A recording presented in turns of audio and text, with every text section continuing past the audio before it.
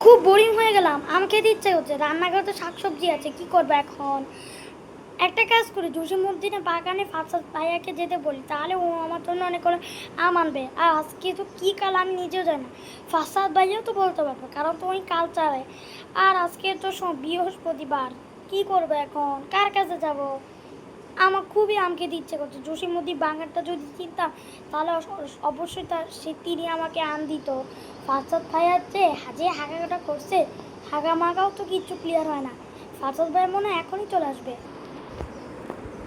হাগাটা দিয়েছি, ভালো হয়েছে। ইস, ঘামাই টামাই একটু শেষ।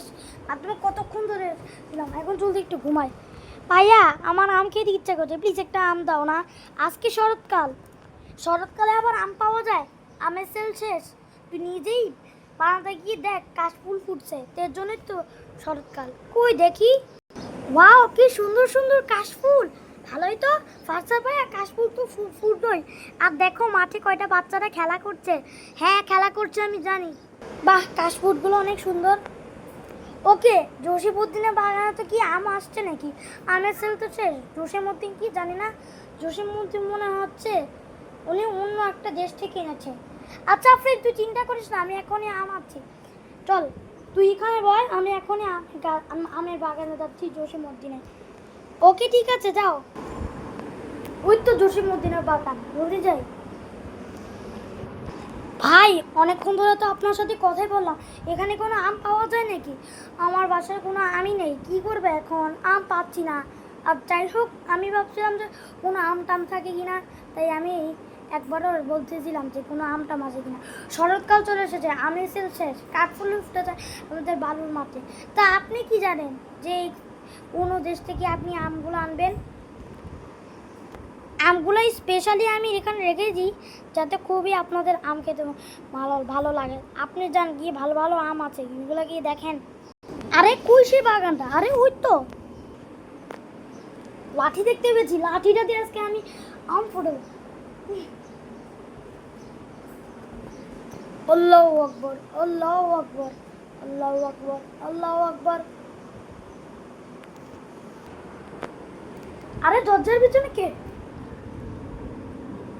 আল্লাহু আকবারটা কে বললো? কি জানি উকি দিল, আবার গায়েব হয়ে গেল। ভূত আছে নাকি? বাঁচাও! মানে ভূত নেই, পাগল নাকি? কেন এমনি বলছে? এমনি নয়, আমার কলা গাছ ভূত। কলা গাছ ভূতের তুই আমার এইখানে এসেছিস কলা কিনতে, তাই না? তারা তোদেরকে খেয়ে ফেলবো, যে আমার কলা গাছে কলা ছিঁড়ে তাকে একদম ধ্বংস করে দিই।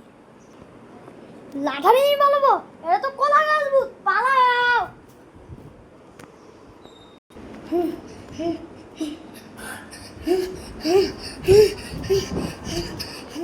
আর একটু হলে তো কলা গাছ ভূত আমাকে মেরে ফেলতো।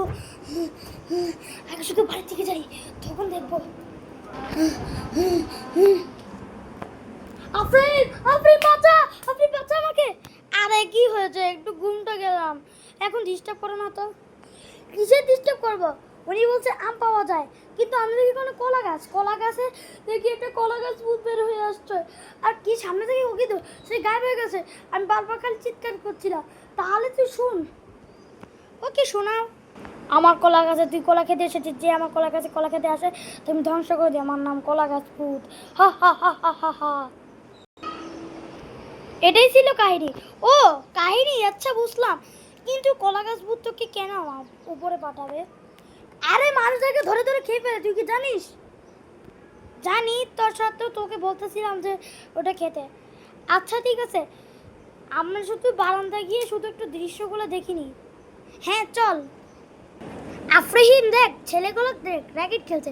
এই যে একটা ছেলে ঝক্কা মারলো, আরেকটা ছেলে ঝক্কা মারতে গিয়ে দেখ ঘাসের মধ্যে চলে গেছে। হ্যাঁ হ্যাঁ, ঘাসের ভিতরে তো চলে গেল। আর দেখ ঘাসের দিকে কিক মারলো, বাবা মনে হচ্ছে ফুটবল কিক মেরেছে। আরে হে যে মানে ভালো ভালো কিক মারছিল। আমরা ছোটকালে কতগুলো র্যাকেট খেলতাম, দেখ কত উপর থেকে মারতেছিস, দেখছিস?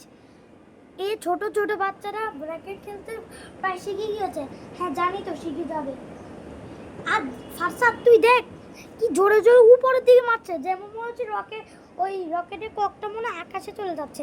হ্যাঁ, আমরা ছোটোকালে অনেক ক্রিকেটও খেলছি, ফুটবলও কত খেলছি, র্যাকেট অনেক উপর উপর মারতাম।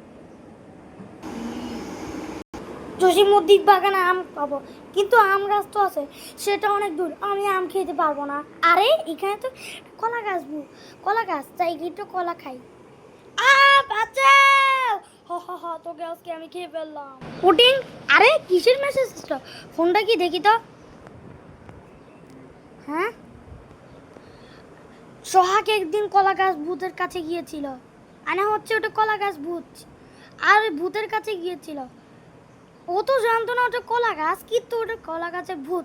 সে যখনই কিন্তু কলা গাছটা ছিঁড়ে দেবে, তখনই কিন্তু হচ্ছে যে ওই কলা গাছ ভূত চলে এসেছে, তখন তাকে খেয়ে ফেললো। হা হা হা হা হা। এই ভিডিও যদি আপনাদের ভালো লাগে, চ্যানেলটি অবশ্যই সাবস্ক্রাইব করবেন। আরে কি, সোহাগকে খেয়ে ফেললো? কি কি কি কি, না না না না, এরকম কথা প্লিজ বলিস না। আরে বলবো কিভাবে, দেখো সোহাগকে ভূতটা খেয়ে ফেলেছে, এখন কি সোহাগ কি ওই ভূতের পেটে? চিন্তা করিস না, অবশ্যই কিছু একটা হবে। ওকে ঠিক আছে, তোমরা যদি এটা পার্ট 2 চাও, কমেন্ট করো পার্ট 2 চাই। তারপর সোহাগের কি হলো? সোহাগ কি বেঁচে গেছে নাকি মরে গেছে? জানতে হলে পার্ট 2 দেখুন।